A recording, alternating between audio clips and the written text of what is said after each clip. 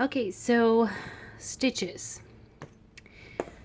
You want to make sure that when you pull out your needle, you don't go too far out and you kind of keep it on the surface and then go in and then out again, because if you pull it out too far and then go in, you'll have this loop here. If that happens, that's okay. Just pull out your needle again and pull on the thread until it's just short enough so you can stay on the surface of the fabric, and then go in again and just keep doing that and keep punching and keep going in and making stitches. In case you make a mistake and you notice that maybe some of them pulled out and didn't go all the way through, you can just simply pull stitches out, pull the thread again so you're really close to the fabric, kind of straighten this out so it's better to grab onto the yarn, and then go close and keep punching. You want to keep, especially when you're on the border, when you're making the border of the leaf, you want to keep the stitches pretty short. That way there's no gaps in between and it looks more of like a straight line instead of just, not.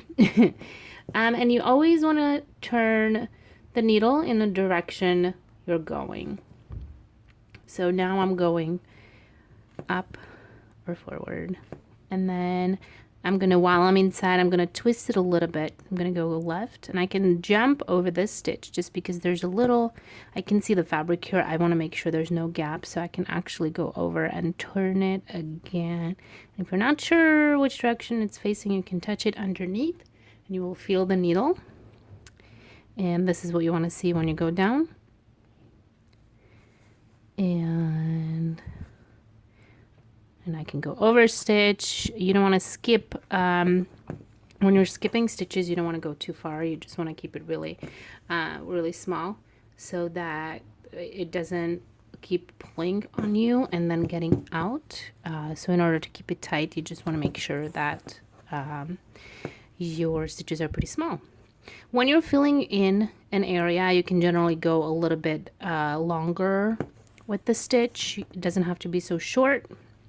But you're kind of figure out based on how thick your yarn is and what your design is like, how